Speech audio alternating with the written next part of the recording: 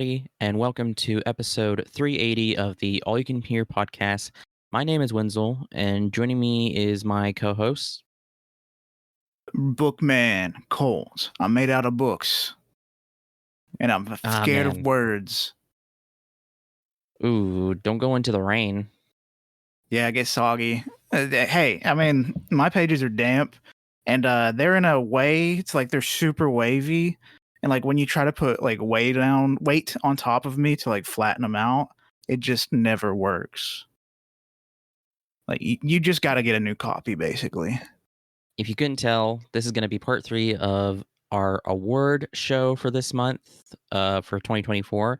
And this time, we're going to be talking about our favorite reads of 2024. We each have top 10 of our favorite books or what we read, whatever. It could be That we're going to talk about. comics, Yeah, manga. manga, normal books, anything. Yeah, anything. I said I thought about it beforehand. I was like, maybe reads would sound better, because then it's all encompassing. But then books is also all encompassing. So I think we're just gonna keep it as books, So this is our favorite books of top 10 books of 2024 that we read. When we say books, like technically, like some of these, like for me, and I know Wenzel is manga, and they're multiple books, but I'm counting them as one big book. Yeah, I was gonna say one of my choices is like multiple volumes that I'm literally just putting in one space. We're not cheating. No, No. no cheating. But well, are you ready? I'm ready. Well, then go. Yeah, okay. All right, that was my book. No, number 10 is a book that Wenzel got me the first volume of. I don't know when. It was a few years ago for Christmas, my birthday. I can't remember, but it's Samurai 8, The Tale of Hachimaru. Oh, wow. Yeah, it's been a while since you got it, but I finally read the 5 volumes entirely. That is all that's out, and they're all that's ever going to be out. It's written by Masashi Kishimoto, art by Akira Kubo. Man, it's really good. This is a hot take in the manga world, but that manga, Kishimoto, he can cook, but you just got to give him the room. You just got to give him the room. You just got to let him have that time to work with. And I really thought he was cooking here, but Shonen Jump is so fucking. It's a war zone if your shit's gonna stay or not. So it got the axe early, and I think that's some bullshit because it genuinely has some fantastic art, really fun story. Yes, it can be kind of generic at times, but when it comes to the action and the designs, the shit is fire as fuck. How many volumes are out? 5, and that's all 5? there ever will be. How many chapters is that? Oh, I'd maybe like 40, 50. Wow. And it got axed out of after 50 or 40 to 50. Wow, that's kind of wild. I would have let it. I would personally, if I was Shonen Jump, I would have let it kept going, especially if it's It's Kishimoto, the creator of Kishimoto. Naruto, Yeah. Boruto. He's a good Let's say writer Naruto. enough. I don't know about Boruto. No, I'm kidding. I've Boruto's only watched good. a little bit. No, I've only watched a little bit of Boruto. I can't disparage it. I just know a lot of you Shonen Jumpers hotheads out there would probably say something about Boruto. Anyway, the anime is different. The manga is Yeah. good. I really enjoy the manga. I know a lot of people. That's a hot take for some people, but I enjoy it. Kishimoto, I'm curious what you're gonna be doing with Boruto, and I just want to see more of his work that's not Naruto related. I want to see him Yeah. try something different and not get fucking axed just because it's not popping off immediately. Yeah, that sucks. Was he the mangaka, like he did the art and stuff for Naruto, or was that somebody else? He did the art and the story for Naruto, and for Okay. Samurai 8 and Boruto, until a certain Yeah. point he had someone help him. But Boruto eventually he Oh. came back to do the art for a little bit, I think. Oh, okay. That's interesting. Yeah, I mean, like you were saying, give them the room to work. I mean, like I imagine it's probably really nice to have somebody else do the art and then you can write the story. I know, you have less control there because you want, to put the image that you have in your head onto the paper. But I mean, if it gives you freedom to write, then I know that can be probably beneficial. Um, It helps oh well. that the people he gets to do the art for him in Boruto and here, they are very good at mimicking his style with their own sort of twist to it. It's very good art. I really enjoy it. Hmm. Well, hell yeah, dude. Awesome. Yeah, that's my number 10. Samurai 8. Sad you're gone. And I should say too, if there's any spoilers in this episode, they're gonna be light. There's not gonna be anything too crazy. I know for all of my stuff, I'm not gonna really go into any. All of my top 10, I think everybody should read. So I'm not gonna spoil anything. Just, if you can pick them up, if you can go to your library or whatever, pick them up, read them. I highly recommend everything that I'm gonna list here. Um, Support your local library. They also hopefully have manga, so if you want to read manga, go get manga from your local library. Freak yeah, Um, brother. but my number 10 is Kappa by Ryunosuke Akutagawa. This was originally published in 1927. I believe 1927. It was published shortly after his suicide. This is the fourth translation of it, and it's really good. It's pretty much um, it follows the narrator having having a patient at a mental asylum. His tale, his story of him falling into the world of the Kappas, basically like Alice in Wonderland style. And it's a novella. It's very short. I think it's like 80 pages or so, and it's really good. It definitely feels very absurdist when he's talking about the Kappa and stuff, but then like I said, I won't spoil anything by that, but by when you get to the end of it, um, it's really sad, and there's a really good line in here as well. Man, it's one of the Kappa is I really don't know if I want to say it because I feel like you should read it, but one of the Kappa, he just kind of walks out into the middle of the street and he looks upside down between his legs, and the guy who's in this world is like, "What are you doing?" And he's like, "Well, I have depression, and I wanted to see if the world looked any different upside down. It didn't." And I don't know, like that line in there sounded just I like I laughed, but it was just like I don't know. I thought it was just really good. But yeah, I won't say too much. I think definitely. And then there's also like the author himself kind of put himself in the story. I won't say where, but yeah. So I definitely recommend it. This translation especially, I don't know. This is probably the one that you can find the most of because this came out in 2023. So but it's really good. So I recommend it. It's also kind of satirical. So yeah.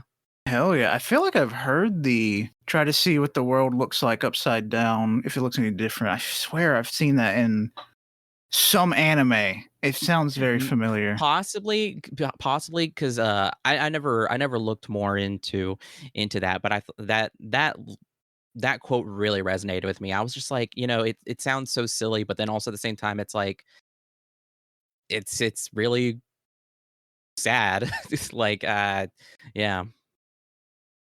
Well, yeah, yeah. You ready to move on? Yeah, I should also say too that, um Wenzel's Essentials is out and running right now, so I am gonna do my own solo episode where I'm gonna talk about these my top 10 books again, but in a little more detail again, uh not going into too much spoilers, but in more detail just so that in that episode, I have more airtime, so I'll talk a little more and give more details, and I'll include like some honorable mentions in that one. But I just wanted to quickly plug that real quick. But yeah, ready to go to number 9. Heck yeah. This is something that I picked up for Black Friday last year because I remember certain someone was making a new version of it or something. Very small character that not many people know, but it's All Star Superman by Grant Morrison, art by Frank Quitely. Oh, nice. I read this earlier this year. I really enjoyed this story. Just to give you a quick idea what it's about, Lex Luthor. Hey, you know that guy? Not nice. But Oh, basic. Jesse Eisenberg. Yes, exactly. Jesse Eisenberg gives Superman mega cancer, and Oh shit. yeah, he gives him mega cancer that only kills Superman, and it's basically about him coming with the terms of cancer and just like it's a Superman in a way that I've never seen before. And it also was nice to see him just like I understand there's a lot of people that are tired of the evil Superman stuff. I enjoy it personally, but it was nice to see him different in a nice way here where he's actually a good boy that just loves working on farms and loves helping people. Yeah. Yeah, I mean, for the most part, Superman is always kind of viewed as the Boy Scout. Um, and I guess in this, I can probably assume that for this, like you said, he's dying. So I assume he's probably more maybe it's more existential, more tender from It what the sound is. of it is. It Yeah. is very because there's an iconic page that I've seen before, and I didn't realize it was from this. It was of a like an emo kid about to commit suicide, but he comes up and like comforts the kid. It was a nice little moment. Hmm, And it gosh. also introduced me to one of my fucking least favorite DC characters I've ever interacted with, and that is fucking Bizarro. I hate Bizarro. I hate reading him talking. I hate everything about him. Yes, in this technically, like you feel bad for him, but at the same time, the way he talks was giving me a goddamn headache, and I just wanted that issue to be over with because I fucking hate reading Bizarro. Man. Me no hate me no Bizarro like me no like no yes like it's bullshit. I hate it. Bizarro's trash. Man, I'm curious. Are there any Bizarro fans out there? Let us know if Colt's anger is justified. That's Or just the first time I interacted with him, and it was fucking horrible. um yeah, I don't know. I don't know if anybody's really too crazy of a Bizarro head to defend whatever is going on with that. Man, that's so funny. Yeah, I've heard great things about All-Star Superman. Definitely man, and it's like only $10, I think. Like, and it's like it's not thick, but like It's decently sized. I got the it's decently hardcover sized. for like Yeah. 15 bucks, and it's great. It's a nice Yeah. hardcover. Yeah, I saw the paperback at Barnes& and Noble. That's why I say it's $10. It's like really cheap and like decently sized. I definitely need to pick it up or something because I do want to read it before before James Gunn's movie, which is what that's based off of. Um well, hell yeah, yeah, I've heard great things about it. I I'm really just yeah. curious how James Gunn is going to adapt it. If this is going to be like a first movie in a line of movies, because there's a lot of content in it that I don't think I don't think I know he can't adapt in one movie. I I don't know. I don't know. I don't know what they're gonna do. Um I want to say I know I know this isn't um but we both have read it. I wonder I can't remember if they said they're going to do a Kingdom Come movie. I feel like they said that at some point that they're going to do that. I want them something. to, but I don't know how they'll do that. I feel like it'd be best for them just to make an animated one. See, that's my thing. I was like, I would love Kingdom Come if it was animated and like close to the style that is used in the graphic novel in the book. Oh gosh, what's his name? Absolutely phenomenal artist. I can't remember. Alex Ross. Alex Yes. Ross's watercolor. Like, like you know, I know people are probably thinking like, well, how would you do that? I mean, it's like it's possible. Like, it would be cool if they experimented or, found out something. I don't know. I think it would be sick to just do something. Like, yeah, I would love it to be animated personally. I just can't see it hitting as hard if they tried to do a live action because that art was such a huge part of why it was awesome. Also, the part where it's all the characters in the after the nuke. I don't know how the fuck they do that live action. I feel like that can only be done animated. Did you think they would use a real bomb? No, I'm talking like it wouldn't look as good. I feel like it would look like a bunch of CG garbage if they tried to make it live action. I don't know. I don't know. I do agree though. Should be animated. You ready for my number 9? Shoot it. Mighty number 9. Mighty number 9. My number 9 is volumes 1 through 9 of Dan to Dan by Yokunobu Tatsu. Is this the Um, part where I tell you not to talk about it if it's higher up for me? yeah, you can. All right, shut up. Okay. All right. Well, let's go to your number 8. All right, number 8. This is something that I didn't read till the very, very last little part of the year, and it is Bug Ego, written by one, and it's art but done by Kyoto Shitara. Bug Oh. Ego was a surprise and a half. I was at work just checking the Shonen Jump app because I think I just finished Chainsaw Man, and I saw that. Oh, this is new. So what is this?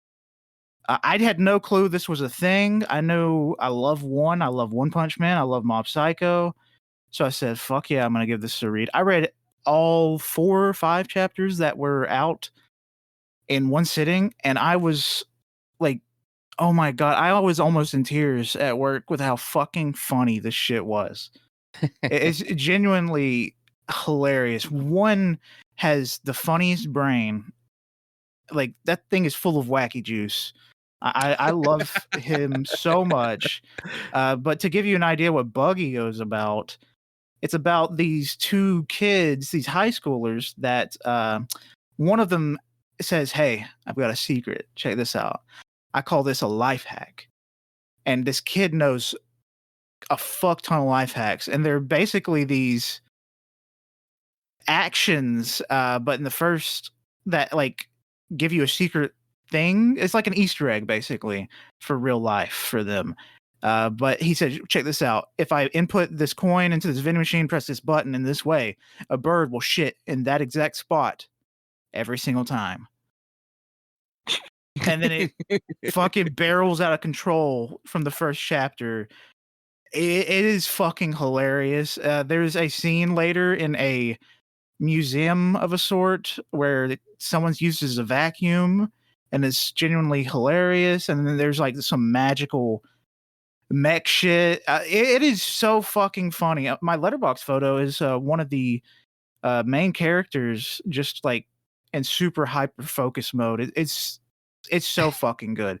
You guys, anyone listening, if you like One Punch Man, you'll love some Bug Ego. Read Bug Ego. Please read Bug Ego. I don't want it to get axed. Well, hell yeah. I haven't read any. I just know from what Colt has sent stuff just out of context that looks insane. I love one, so I definitely it's on my list of stuff I got to check out. Um no axing. It's not Please axed, don't. but hell yeah, you ready for my number 8? I'm going to say hell yeah a Yeah. lot. We say hell yeah so much. Um my number 8 is Look Back by Tatsuki Fujimoto. Um I read this after we had seen the film. which we have a non-canon file for that, so go check that out. Um, what can I say that I already did say about the movie other than that it's fantastic? Reading it, even though I know what's going to happen, makes me cry. Um, it's a testament to artists, creators, and to people who draw, um, to kids. Um, yeah, it's just incredible, and I should have read it sooner, but I'm glad I read it now. Yeah, I've been telling you to read them shits, man, and you I finally know, did. I know. And I mean, like, I'm starting to too. Very beginning of this year, 2025, my first book that I read was Goodbye Airy. I won't talk about that here, but let's just say it's also fucking great Goddamn right. and got me Fujimoto's got teary a eyed. Fujimoto's brain is it's much like one's in the way that it operates on a super fucking sci-fi eldritch horror levels of creativeness. It's insane. Absolutely. But also too, for those who don't know, Look Back is about two young artists, two kids from a small town who inspire each other to improve their art and become manga creators. It's a short read. We follow them kind of from childhood into adulthood. I won't say anything more than that. Just go read it for yourself. Go read Chainsaw Man as well. Go read Goodbye Airy, and you know what? Fuck it. Go read Fire Punch as well. Hey, even though Fire Punch has got some stuff in it, it's still good. Yeah, I mean, I we had an episode about it too, and I rated it still pretty highly. It was very good. Yeah, so go read it. I'm like I said, I was weary about saying that just because it's a heavy read. And that is fucking true. So I guess we're going to 7. Number 7, let's go. Speaking of the devil, Chainsaw Man, Tatsuki Fujimoto. Oh yeah, Chainsaw Man, ooh, what the fuck, buddy? You can't just have all right, this is where some like slight spoilers are coming in. You, okay, you can't just have our main character come after getting sexually assaulted by a demon devil. What the fuck, Fujimoto? What was that? And then it's immediately followed by just like some of the worst shit you can imagine with Nayuta and whatnot. Oh my god, Fujimoto. Every time he comes around with these batshit things like the jerking off and other things I'm blanking on right now, uh, he will come back with some of the like most sick, awesome, creative, wild batshit writing. With, for instance, recently with the Age Devil, just Fujimoto, your mind is beautiful. uh, man, do we really want a Chainsaw Man corner? Because I could talk. I mean, I could. yeah, why not?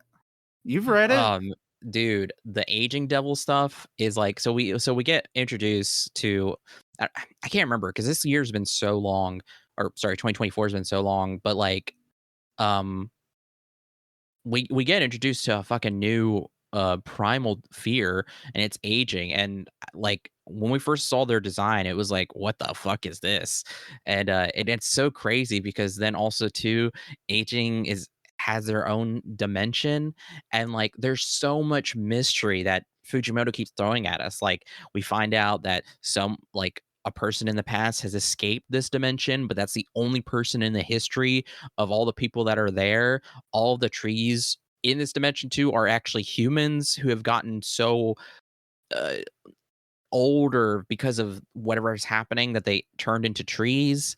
Um, then there's still the mystery of Yoshida. Like, what is his contract with the Octopus Devil?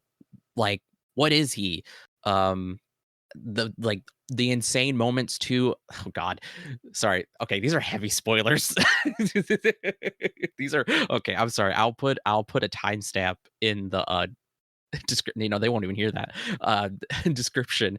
But whenever Pochita eats um the mouth devil, the ear devil, and like erases ears. That Um, was a very fun time to be that was a current manga reader, just because all the memes of Fujimoto did this because he didn't want to draw this, or look at this yeah, cat, what happened to his ears? What the fuck? Look at this elephant, it has no ears. because of all the freaking there was this panel of cats and none of them had ears. They actually looked like lizard aliens. It was kind of funny. Um, and we were all making jokes of like, oh, it's just because he didn't want to draw ears, but it was like, it was just really fascinating because it gets into like, I don't want to say like, but it gets into that weird like SCP kind of stuff where it's like they're trying to figure out also too like how Chainsaw Man's or Pochita's concept erasure works. Um, Oh my god, and then also too, if nobody's caught up, they're not gonna understand what we're talking about. But, like, it was so crazy because they were like, "Oh, yeah, this is how his erasure works," and it basically creates, like, an alternate timeline where because they figured out that whenever he erases a concept, it erases it not only from the present, but from the past. So, it creates a branching timeline where, um the history of this world is history without ears or later without mouths. Like there's this whole thing. It was crazy. Also, And this isn't necessarily related to that, but I just remembered this was last year, right? In 2024 when we saw the Statue of Liberty yeah. thing. That should that's probably one of my top Oh, 5 Chainsaw Man oh my moments. god. Yes. Whenever, holy shit. That was on my mind for months, and then I completely forgot until now. Whenever War Devil, because there's this cool battle scene where Katana, War, and Aging are fighting Chainsaw Man, and he's just kicking their asses, and then he ends up cutting off War both of War Devil's arms, and so it's like this really kind of like emotional moment where War Devil's like, I guess I have to do this. And then she calls her children Gun Devil and Tank Devil to be her arms. And then it brings another interesting concept of that, like in the US or anywhere in the world, that if you make a contract or some kind of pact or anything with any organization, more than likely it's going to be in the service of a devil. And in this case, all of I can't remember how many gun users, but thousands of gun users in the US lost their trigger fingers so that War Devil could summon a giant machination creature out of the Statue of Liberty to fire sniper shots at Chainsaw Man. From across the world. I think it was NRA members. I think they like, it was specifically NRA.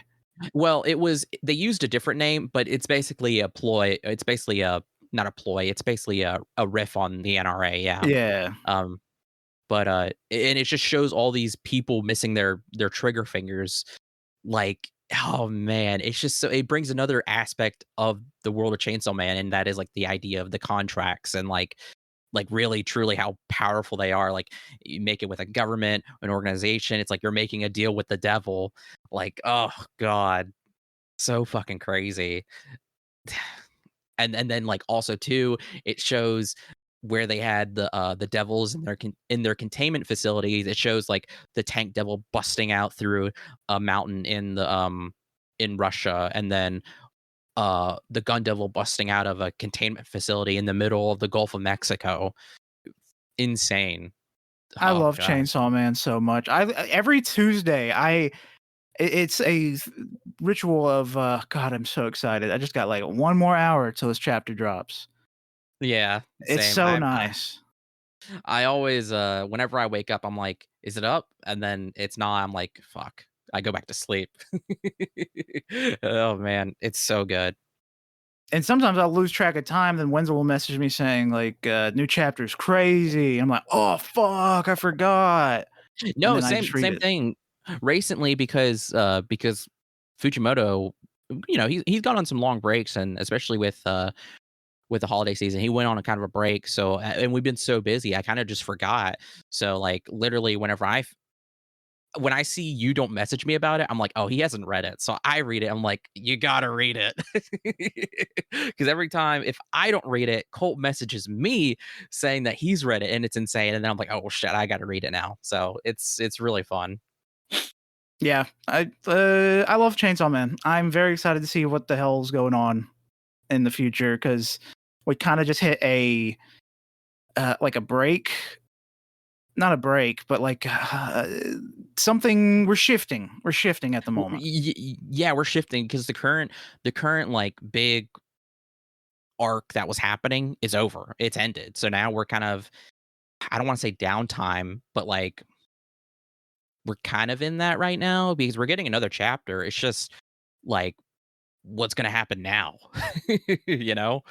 So, yeah, because the thing that was happening in the previous arc with the aging devil was pretty crazy and it came to a very funny conclusion. Oh Oh yeah. god. That was insane. Yeah, okay. Go read Chainsaw Man. Yes, read it. So what's your 7? My number 7 is The Nickel Boys by Colson Whitehead. Um, this is my first time reading anything by him. I know he has quite a few or several novels out that I've heard good things about, and yeah, no, this is fantastic. Currently, there is a movie adaptation that did come out last month for a lot of places, but it actually just came out recently to theaters for us this past Thursday, and I really want to see it because it's on. It's been talked about a lot, and I wanted to read the novel before it came out, and luckily, because it never came out till January, I was able to read it and finish it before the end of the year, and it's fantastic. It's incredibly sad. It's actually based on the real story of a reform school that operated for 111 years that had done very very bad things to thousands of children. Over the course of that time, and and how it was really discovered is just kind of kind of brutal, and it's like well after the fact too. It's really sad, and yeah, that's really all I could say. And we follow two boys specifically who kind of like are of two different like demeanors going into this school. I know in the school, the book, they call it the Nickel Academy. The real life school, they don't use the real name, but it's based off of that, obviously.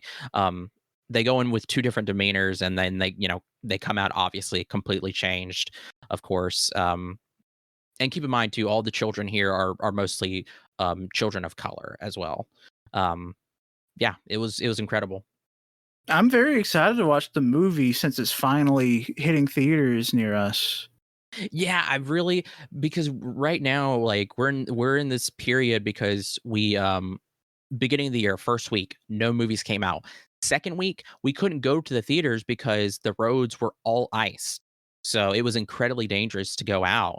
And so now we're into this, we really only watch these theater movies close to the weekend, and we have stuff to do. So we're in this period now where there's a bunch of movies coming out and stacking and stacking. And of course, because of our theaters, stuff doesn't just stay long. So I hope it stays around long enough for us to see it, even Yeah, I if mean, even if it's after our movie episode. eh, just even if we can't see it in theater, fuck. I guess we'll just watch it at home. I just like to prefer. I'd prefer to watch it in the theater. Yeah, I mean, uh, I from I've only seen the trailer footage, and the trailer footage it looks incredibly beautiful, and that's really all I can say. I would really like to experience it in a theater, but if I can watch it at home, I just hope to watch it at some point. Break, yeah. Well, you ready for 6? Yep. I'm gonna go ahead and say this. I want to say I finished it in January. I was Mhm. struggling. I'm like, did I finish this in January? It's like it's been so long since this year felt long. Last year felt fucking long. But it is Immortal Hulk by Al Ewing and art by Joe Bennett. Oh, I shit. started it in 2023, but I think I finished it in 2024. And That's it's fine. fucking fantastic. Beautiful art. Joe Bennett, Jesus Christ. Al Ewing, fantastic writer. Wow. I've been recommending this to Wenzel. There's some insane body horror shit going on here. Yep. Red Hulk, every Hulk thing that you can think of is in this, and it's pretty fucking awesome. I I'm a huge Hulk head now. After reading this, and I read the I read the World War Hulk, and I read the is World War Hulk the one with the gladiator? Yeah. I also read another one where it was when they're back on Earth. I've read a bunch of Hulk at the very beginning of this year, Mm. and I am a very big fan of Hulk. It's a shame that they haven't made a really good Hulk movie ever. If they were to make Immortal Hulk into something, I'd want it to be animated. I'd need it to be animated because I don't want it to be live action. Because I feel like that's an insult to the art, and I feel like the style would translate very beautifully animated. Yeah, man. God, hell yeah. Yeah, like Colt said, he's been recommending this to me for a while, but I had known about Immortal Hulk prior to him reading it. Um, just because the reason Colt read it was because everybody talked about it. It was a take on Hulk that was horror. And from what I hear, it is body horror, it is cosmic horror, it is horrifying. And I need to read it. I recently found secondhand volume one of it, and for the longest time, you couldn't find anything because they weren't really doing any reprints. It was incredibly difficult to find, and of course, scalpers. But I think recently they started doing reprints, and I know there's an omnibus edition that I might purchase or shit. I wonder if the library has it, our local library. But yeah, I want to read it. I've seen a few panels from it out of context, and it looks quite crazy. And we actually talked about that, I think, on the podcast forever ago, about adapting Immortal Hulk. It has to be animated, like we said, but I yeah, I would love it. I would love to have a horror animated Marvel flick. I think we said it would be kind of interesting if it was like stop motion or something. I would just be interested to see any style really. I don't want the basic ass Marvel. If anybody's seen those I mean they're basic. They're just kind of like regular macho comic looking animation. Yeah, which is I would love it. originally the reason why I didn't start Invincible because I thought it looked like that style, but glad it did because it's not just in that style; it's different. It's yeah, it's different, and yeah, I would again need to be more experimental. Need stuff to be more animated. Also, one thing I found out reading Marvel comics, like legit, is fucking expensive as shit. If I wanted to get all of Immortal Hulk, it would have been a pretty penny. So I tried to read it online using their like subscription service with a free trial. That shit sucks. You can't read it on your desktop. It's only like on your phone. It's a whole fucking loops and shit you have to jump through. I even tried the DC one because I wanted to read some DC comics, and then I gave up on that because it was fucking awful. All these services are fucking terrible, and if I wanted to get it physical, expensive. So let's just say I read it on a website for free. Thank you, internet. Hell yeah, dude. Hell yeah.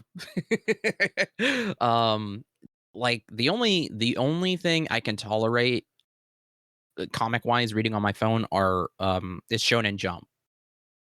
That's the only thing. Anything else, it's like really, I don't know how the way they format it fucking sucks, and it's Yeah, annoying. it is annoying. It's just fucked up how expensive Marvel stuff is in comparison to like indie stuff. Like I got almost every single like Hellboy. I would have put Hellboy on my list, but I didn't because I feel like I didn't read enough of it to put it on my list. But I've got every single Hellboy thing almost ever released, and I probably spent like nearly 400 for everything over a Mm, certain amount of time. But that's a lot. It's a fuck ton.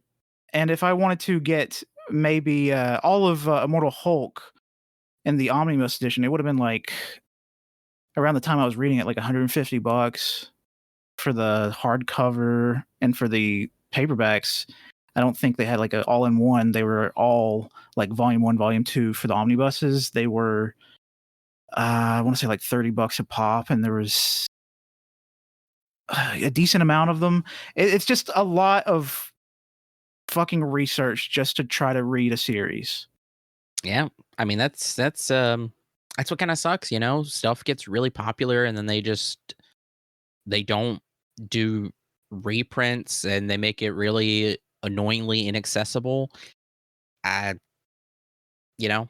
Uh, I don't I don't know. Um, Now, what's your but, 60?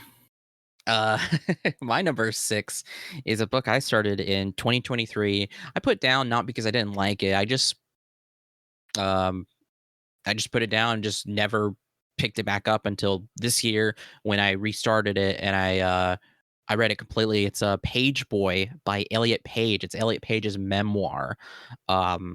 It's incredible. Just giving insight to, you know, a very famous actor, a very good actor, and kind of like, I mean, their journey, their story, especially in something like Hollywood, being trans. It was and then also too, they're very self-aware, very honest too. They even say like they understand too that they are coming from a place of privilege, but they want to say that they want to tell their story because it is still their story, and it's part of a much larger narrative of trans people, of queer people. So they wanted to, you know, to add that. And no, it's very well written. It's very good. I really recommend anybody to pick up and read it. Also to just, I don't know, Elliot Page is very interesting. I always love their performances, and then it seems like their tastes are very similar to mine. I feel like we could I don't know, I just feel like they would be a cool person to hang out with. Hell yeah. Well, I guess you ready to move on? Yeah, we're gonna go into the top 5 now. Top five. This is something I read at the beginning of the year. I've talked about it a little bit on and off the podcast just because ooh, it's just something.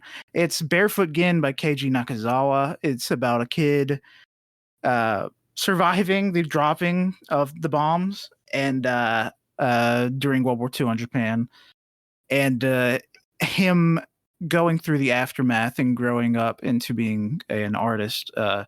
It's based on his life and other people's stories when the bombs fell, and it is horrifying. It is beautiful. It'll have you crying. It'll have you just like disgusted, and it'll just have you thinking, "What the hell, Jesus Christ!"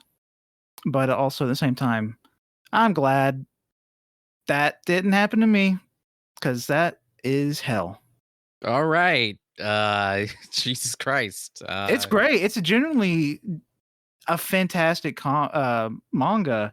I if you are curious about the atomic bombs and the aftermath and the reactions to the people when it fell, give it a read. It's a heartbreaker, but it's really really good.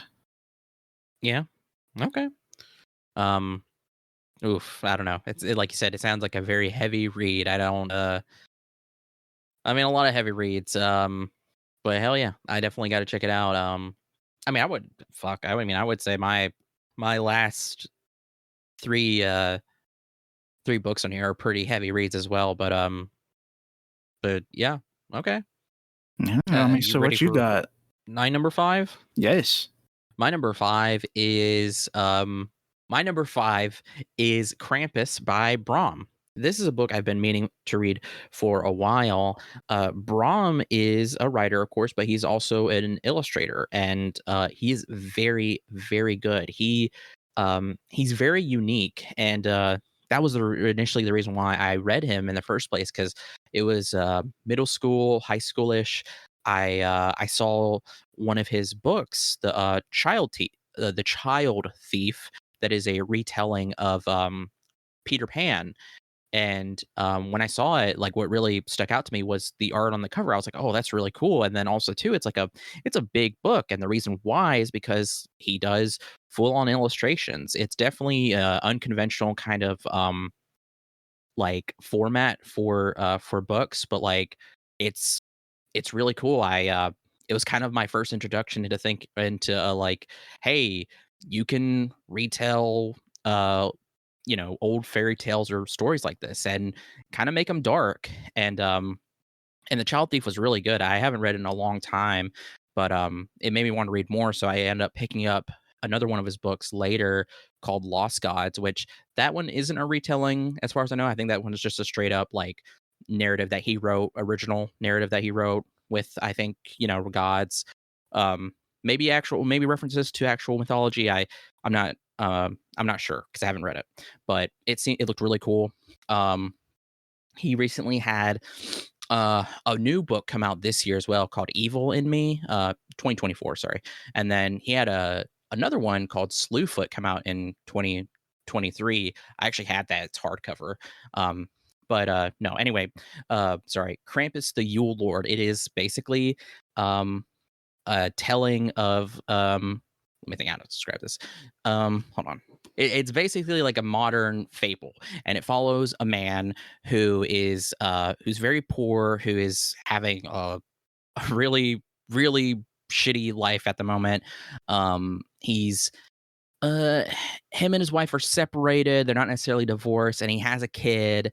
Um and and he's kind of a failed artist. And then one night, he comes across Santa being chased by a bunch of people who are dressed in like very tattered clothes and stuff, who have horns, and they get into a fight, and he ends up dropping his sack, and the man, our main character here, is kind of sees an opportunity there, and everything kind of spirals outside of that. It basically takes a spin on the narrative of, Santa and Krampus. That also includes Norse mythology. It's pretty crazy. I really enjoyed it. I read it around the time of Christmas, so it was like a really fun kind of, I say fun. It's also pretty, dark, of course, but it's just, I don't know, it was a fun time reading it around Christmas. It was really fascinating too with how he incorporates all this lore into it. No, it was just a fun time. It When I read it, I was like, man, this sounds like this would be like a show, and I would love for this to be like adapted into a live action show or just something. I think it's written incredibly well. It's a fun time. Really good. Fuck yeah. I mean, sounds interesting. So maybe I'll check it out if it ever gets adapted. Hell yeah, I like I said, I really recommend it. It's like, it's decently long, but I would have to take breaks because, I just I just couldn't put it down. And no, it's really good. And like I said too, like, I mean, really, dude's a great artist. He has every chapter starts with like an illustration that he's made to kind of like of a specific scene in that chapter that kind of tells you a lot um without giving stuff away. It's incredible. I love his art. Freak yeah. You ready to move to 4? Yeah. Number 4 for me is one that's probably going to pop up for years and years to come until it ends. It is One Piece by Oh Ichiro my Oda. god. This shit is banging. I am not all the way caught up, but I am like 4 chapters behind, which is not that many. It's fucking peak. Oda is one of the best writers in the game when it comes to manga. Holy shit. The foreshadowing is real. Everything matters. Everything counts. Everything is important in One Piece. If you don't think it is, just wait, buddy. You'll see that time that Luffy tickled his butthole, that foreshadowed him pooping the One Is Piece. that an actual thing? No, that is not a thing. Why don't you stop lying? But the thing is, it's just like small things that you think wouldn't matter. They just keep coming back and back, and it's beautiful. We're finally getting answers. We're on Elbaf. We're getting some super creative shit. We're getting giants, and we're getting Loki. Fuck. The last chapter I read was the spread of Loki being tied up. It was, oh, it's so good. I love you, Oda. Just take it easy, bud. You're doing it weekly ish. You're taking breaks because of holidays and whatnot, but take it easy. You talk about giants and Loki. What are we talking about? Is this still One Piece? Did I miss something? One Piece is getting Nordic. Got some Norse shit going on in the current arc. Damn. All right. Well, hell yeah, dude. Oh man, I need to. I'm not gonna make claims that I can't. You need to get into One Piece. No, just start reading it. Don't worry about watching it. I need to read it. I know it's so much cool stuff I've seen, hype as shit. So yeah, I need to read it. I know, especially now since My Hero and JJK are gone. Yeah. I'm telling you, you'll catch up faster than you'd think. It's a page turner. Yeah. All right. Well, you ready for my number 4? Yeah. My number 4 is something I read earlier in the year that I like, as obviously I love everything I've mentioned, but I had a great time with this, and it is Sir Terry Pratchett's Small Gods. This is oh gosh, I can't remember which number, but this is part of his Discworld series. And with the Discworld series, you can literally pick up anything from it and start, because each story is its own self-contained thing. So like you don't need prior stuff to get into it. You can just pick up any part of it. Now certain books might be part of a series that branches off. That's a different story. Like usually like the first of it, but for the most part, it's all just it all takes place in the universe, but again, you don't need any sort of knowledge from other books to know what happens in this one. There's references, pretty cool, but um, that's really it. The reason why it's called Discworld though is because the universe is basically the universe is like a flat disc. It sits on top of 4 elephants. Each elephant is on top of each other that are standing on top of a giant turtle floating in space. Which I've seen art for this because I remember reading the wiki for this universe. This shit looks awesome. And it's so good.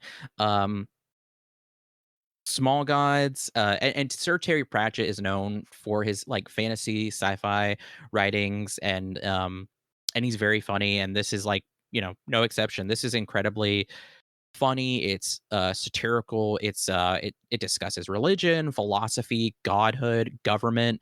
It basically follows a very devout religious boy named Brutha. Whenever I see, I always pronounce it as brother because that's what it looks like to me. But he has a U for the O, so Brutha. And he's just working a normal day at his church or whatever, and then next thing he knows, he hears a voice that's calling to him, and this voice is the voice of a god, but it is a very tiny god. It is a turtle, and he's kind of a bossy bitch. And it's really funny, but it's also really good. There's a portion towards the end that got me crying from like from how beautiful it was. Like genuinely, like there's like genuinely like really good writing and these really good scenes that I'm just like that got me really emotional.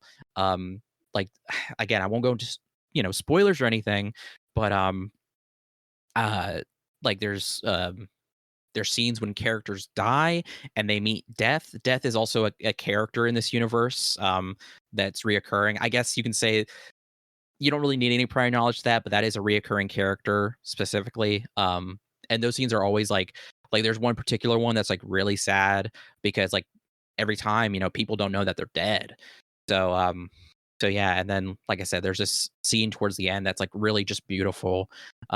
It's so good. And especially to like the universe and like the workings of it with the gods and stuff, and just how um there's kind of this explanation of like of godhood um in here that I found really fascinating, which is like it sorry. I found really fascinating. And ah, crap, there was something else too I completely uh oh man, there's so much I want to say, but I can't say it. But let's just okay, no Brutha has really good memory. He can't necessarily I don't think he can read, but he he can hmm, I don't I'm trying to think. I don't think he can I sorry, I read this like very beginning of the year. I don't think he can read or write, but he can recite the verses from their Bible perfectly. He can look at images and tell them back to you in perfect detail. And let's just say there's a library that's being burnt, and he comes up with a very rash and quick decision that's kind of crazy.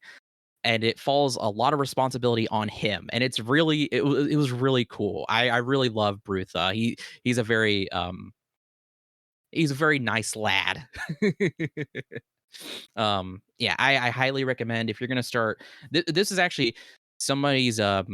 Whenever I was looking up stuff about Terry Pratchett, everybody who loved his books said if you're gonna start with any novel by him, start with Small Gods, because Small Gods is like what a lot of people consider his best, and it's just a really good introduction into Discworld.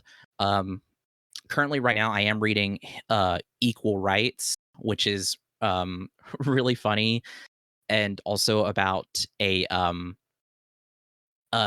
it has to do with like kind of gender dynamics and stuff. It's basically about a wizard who is dying, and in this in this part of history of Discworld or whatever, wizards can only be males, and a wizard before they die has to pass on their kind of um their like their wizardry and their title and everything to a successor, and it can and they literally will have to go out and find them because the magic is what guides them. So for this one, this wizard is guided to this kind of nowhere town called Badass, and that's not a bit, it's actually called Badass. And in this town, this guy is having a baby born, and there so he's like, okay, well, now this baby's going to be a wizard, so everything's going to be fine. And then so they're doing all this stuff, and as they're holding the baby, um the midwife hasn't told them yet that the baby is a girl, and so they're kind of doing all these rituals and stuff, and then the wizard dies, and then after that the midwife is like, the baby is a girl, it's not a boy. And they're like, oh shit. So it just goes from there, kind of this young girl's life, from what I've read, into being a wizard, and kind of the sexism that's going to come from that. No, but that's not Small Gods. Small Gods, back to Small Gods. Small Gods was awesome. I highly recommend it. Yeah, that sounds extremely my shit. I just gotta get busy. through what I'm currently doing before I even think No, about something like that. fair. I will say for Small Gods too, it's like uh 386 pages, and I read it over the course of 2 days because I literally read through like half of it. I couldn't put it down. I was like, I need to do something else. And the next day I read the rest of it. It was really like um addicting. Jesus Christ. It was addicting. And Equal Rights is smaller, but so far I'm having a great time with it. Yeah. Well, hell yeah! Now ready for three? Yeah. Three is something you can finally talk about. Is Dan to Dan by Tatsu Yukinobu. Oh, yeah. I didn't start reading it until Save this it. year. What? No. Go ahead. But I didn't start reading it till this year, and I'm glad I started reading it because this is genuinely one of my favorite mangas now. I'm only up to like volume 8. I haven't read 9 or 10. I'm only reading Oh, okay. physical. I'm not reading digital just because I don't want to, and I feel like reading it physical is making me savor it in a way that reading it Yeah. digital will not let me. Yeah. Fair enough. I've read as I said in the beginning, I read volume 1 through 9. I just started reading it this year or 2024, and it's fantastic. Just an absolute fucking blast. As Colt, I'm not reading it digital. I really want to read it physical to, like Colt said, savor it. I know volume 10 already came out. I just haven't picked it up. And But I volume really want. 11's right around the corner too, February. Oh wow, hell yeah. Like I said, I really want to read them. God, it's so good. Um, if you haven't listened to it, go listen to our episode about the first 3 episodes, and where we talk about the first 3 volumes. Um, it was a fun time, and that hasn't changed. God, it's so good. Man, I don't know what to say that I like I haven't said, but also I don't want to like say anything. I think everybody, you know, I think everybody needs to pick it up. I know everybody has been saying it everywhere that that first episode is very like, ooh, icky, same thing like if you read the first chapter of Dan to Dan, but it's like that stuff is never really, you know, the villains are villains and they're treated as such. They get their asses kicked. Nothing ever, nothing ever comes more of that. I know fucking season 1 of Dan to Dan ends on this huge cliffhanger, and it's like it ends in a way that's just like, ugh, like, but it's just like, just know, like, again, the villains get their asses kicked. Characters look strong because they are strong, because they're awesome. Um, Art's incredible, really just crazy, just aliens and cryptids, like how much stuff is is out there like that with stories implementing like yokai, with cryptids being like famous, aliens being famous cryptids, and like that, like it's just really, I don't know, like everything, like the lore, like I said, it's fascinating. um Currently, like where we're getting to in the anime, I won't say anything, but we're getting to this really long, kind of not longish arc, that's really crazy. It's Like, I don't really want to good. It's a really it's good real arc. You get it's really introduced good. to a let's just say Gigi has some crazy shit going on with him.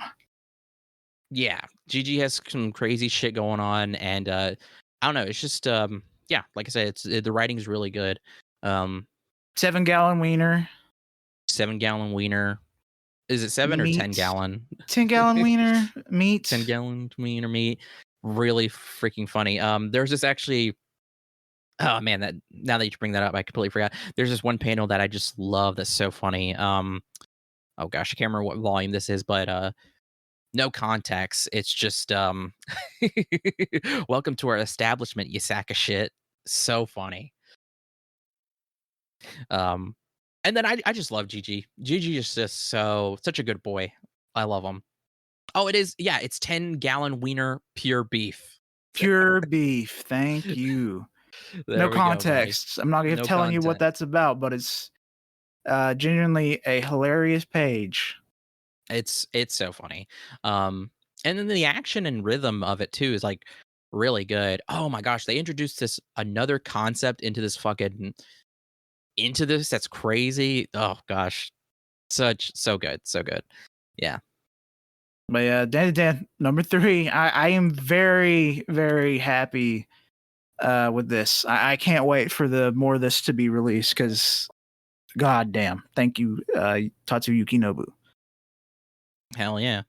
Um yeah, I have Danadan lower on my thing, not because I didn't like it less. It's just because, like I said, everything on here I recommend highly. I mean, everything besides Kappa on my list has like 5 stars.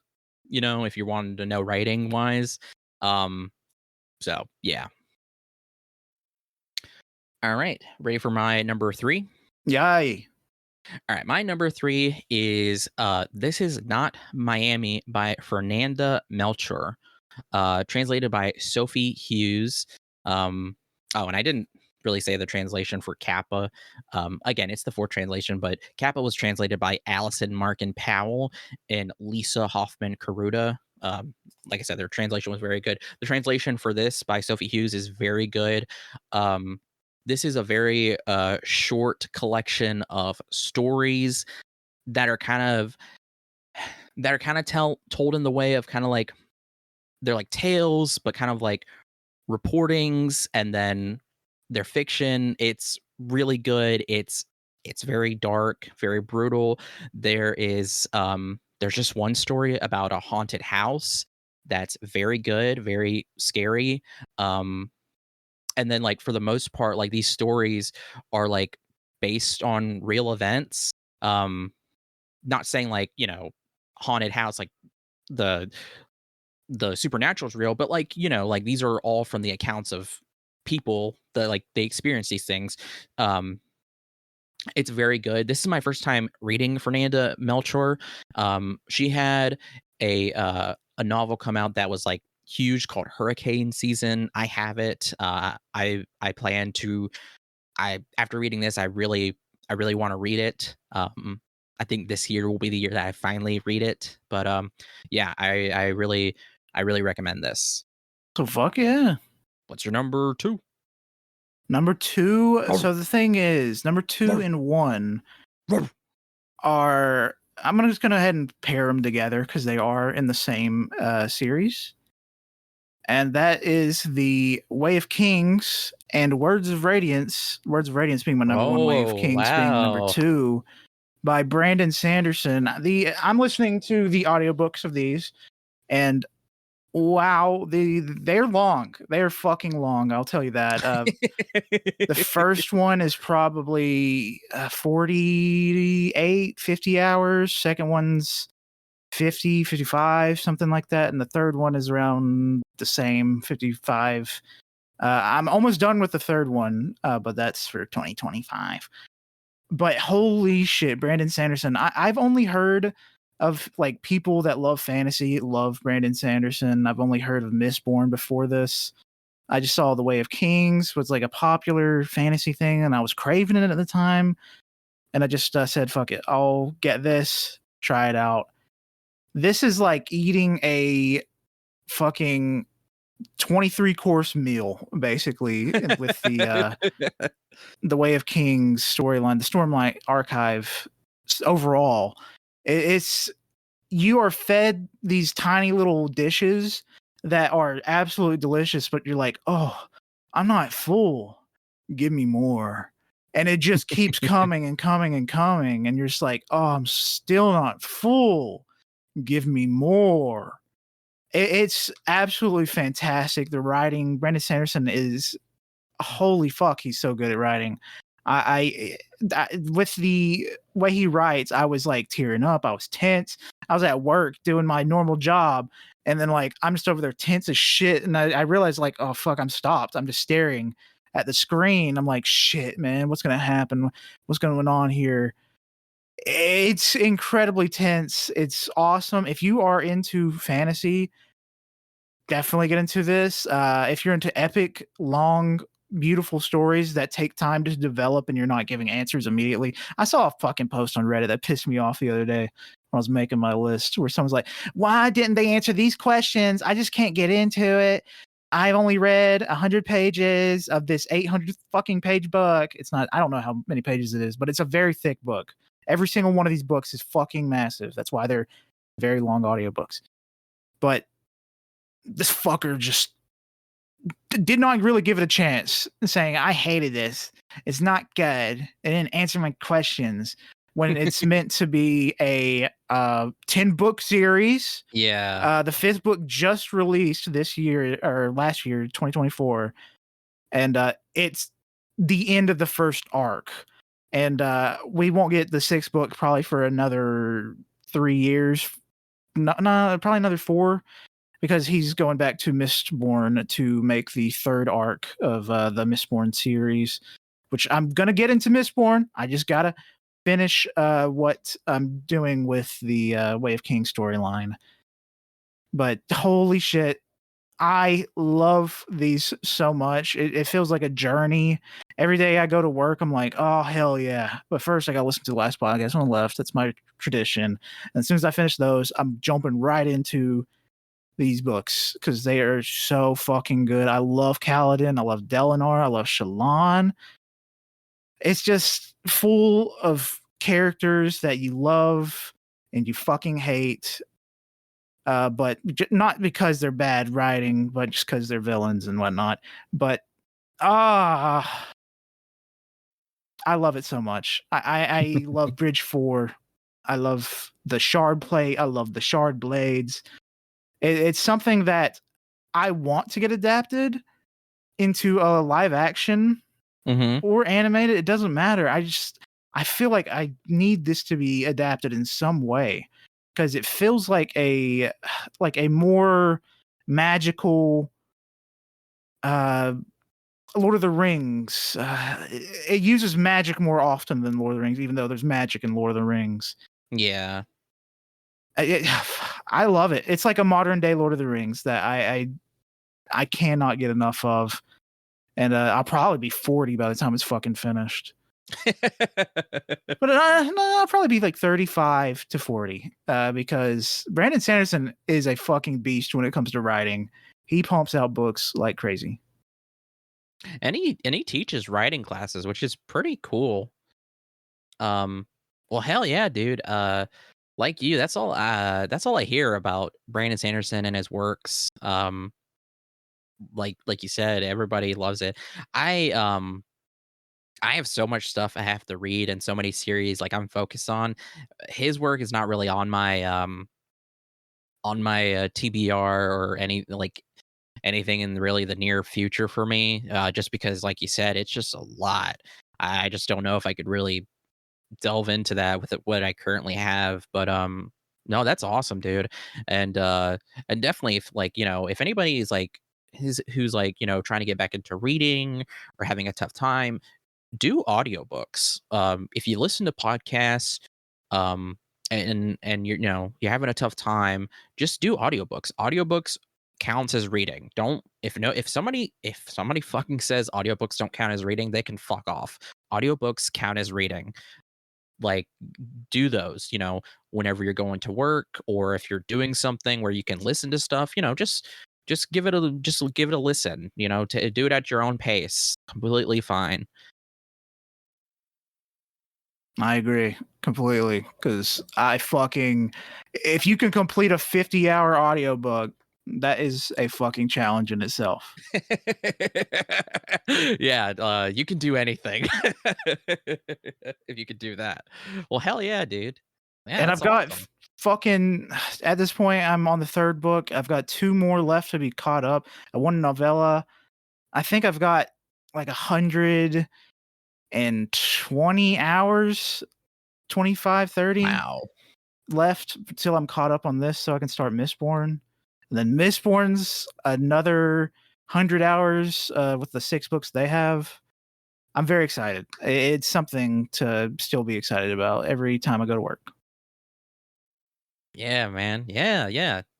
Like that gets me pumped, man. I'm not even gonna read it, but that gets me pumped for you. Um, well, yeah. Well, all right. Well, there you go. Those were Colt's number two and number ones. Um, I can't combine mine together because they're two different Well, you can things. So try. Just make your own fantasy story saying they're connected.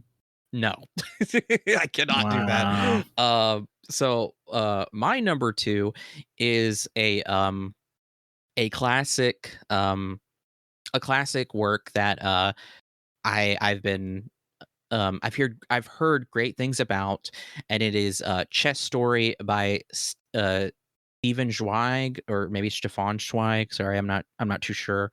Um, and and this is the NYRB Classics edition that comes with an introduction by Peter Gay. This was Zweig's last novel, or sorry, it's a novella. It's really short. I will say too, I read this and This Is Not Miami, both of them in one sitting. Very well written, of course, but yeah, this is like again, I think this is another work like Kappa that's like, yeah, 84 pages, well, including the introduction, so it's like a little, it's like 98 or something. But yeah, it's a short read. It was his, he wrote it right before he him and his wife committed suicide. Um it was Not good. Yeah, so it was 1941. This was published in 1942. Um they were they were both living in Brazil because they're Austrian, and or he's Austrian. I don't know if his wife is Austrian, but anyway, um You said they German? they're Austrian. Like are they Austrian escaping or from the Nazis, or are they Austrian They're escaping from escaping. the Allies? They're escaping from the Nazis, Colt. Okay. Hey, I'm just They saying they all went down there. Fair point. They did flee to South America, didn't they? Yup. No, him and his wife fled Austria after whenever Nazi Germany got established, and they fled to England, and then after England, they fled to Brazil. Um, the reason why they committed suicide in 1941 was because the war hadn't ended. The war wouldn't end for um, what, like they when did Germany surrender? What, 1945? Yeah.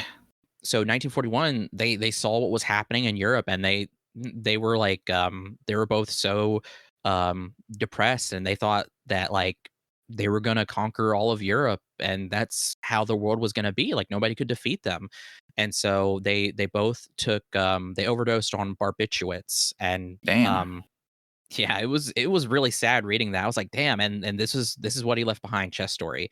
Um and like I said, I won't give any spoilers about it, but Chess Story is about the current world chess champion playing chess against a mysterious opponent named Doctor B, and it's an allegory, of course, and it's just it's very good, and it's told from the point of view of a unnamed narrator, and not really too much I can say. I don't want to give it away. It's very good.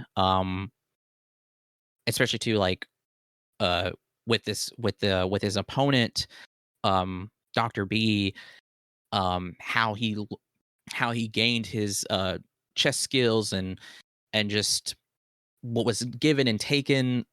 It's very good. It's very good. Like I said, it's a short read. You can literally read it in one sitting. I highly recommend it. I definitely want to check out more of his works, because he has quite a bit, especially published under the NY New York Review Books Classics. But yeah, that was my number two. Fantastic. I understand why it was why it's considered a classic, and why it was published under them. Very good.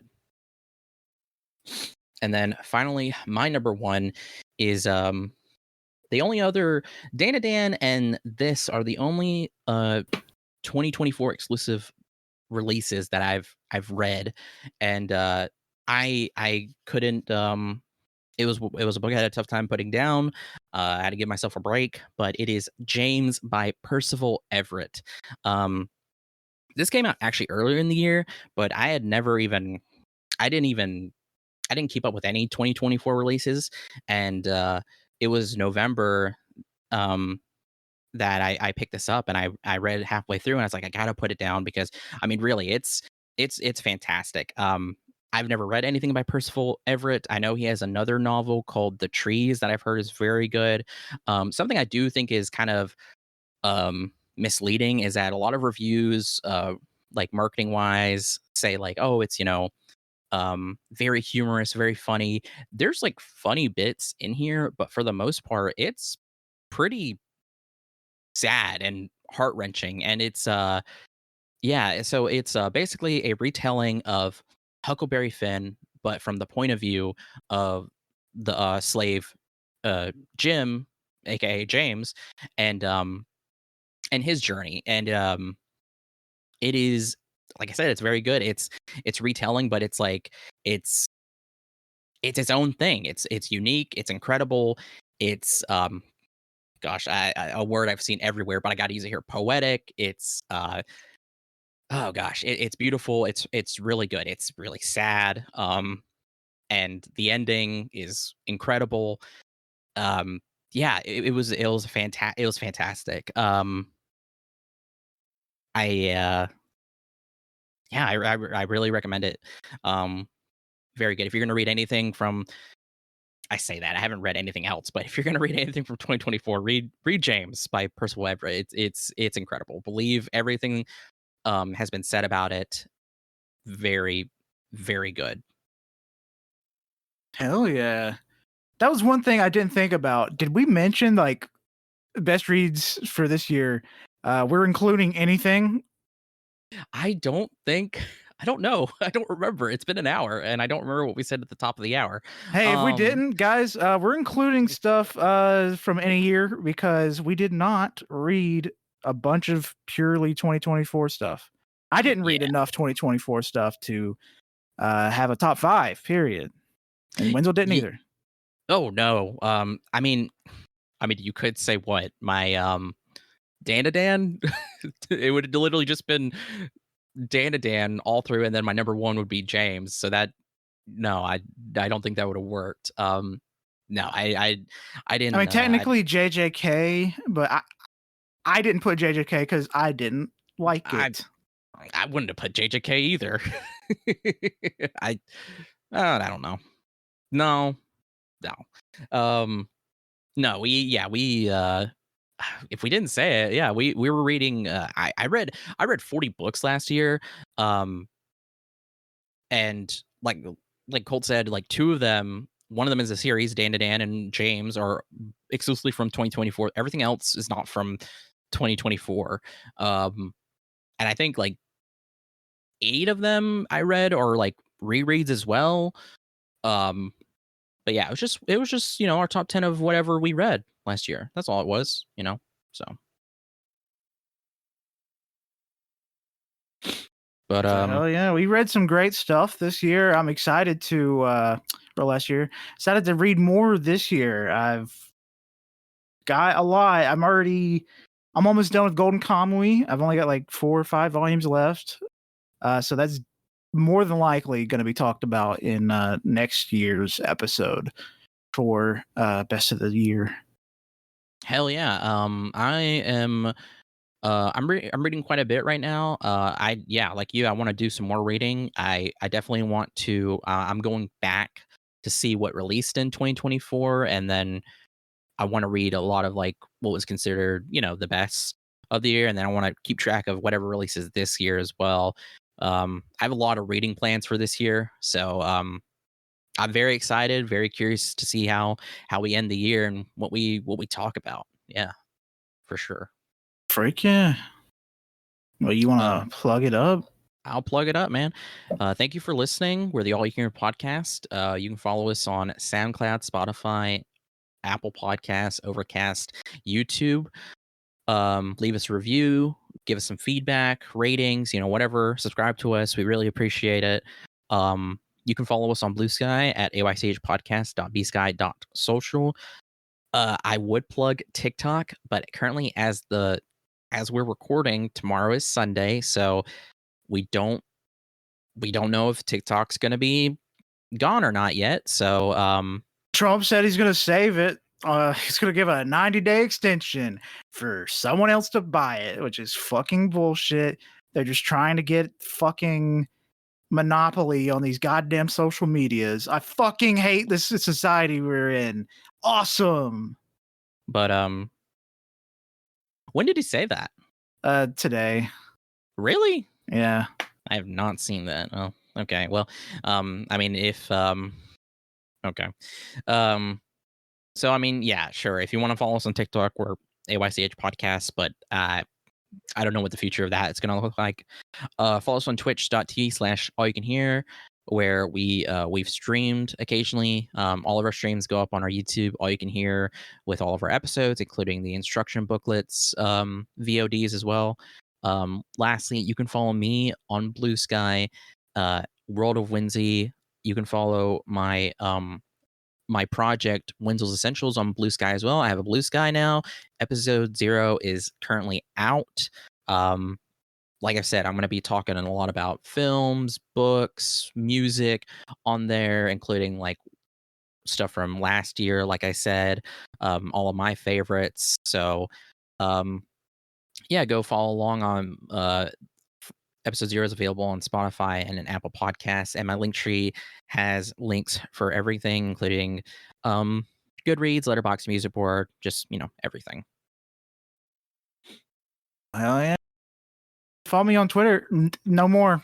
Don't follow me on Twitter. Fuck. Wow. I've been deleted it fucking like a month or two ago. I keep saying Twitter. Follow me on Blue Sky at Colt D99. That place is fun. It's really good. I don't have weird conservative shit popping up. I don't have weird Nazi shit popping up. And also, I don't have Elon faking him playing video games on there. So it's nice. Hell yeah, dude. Yeah. Next week we'll be talking about finally our top films of 2024. I'm gonna go ahead and say that's gonna be the longest one, because it usually always is. It usually always is. It's gonna be me, Colt, and Tanner for that one. Tanner wasn't here because he doesn't read. He doesn't know how to read. Yeah. And I know there's gonna be a lot of discussion on that one. So be prepared for that one. Go listen to part 1 and part 2 of this series, though, where first part was top songs of 2024, and second part was our favorite games of 2024. So go check those out. Yippee. All right. Make it clap.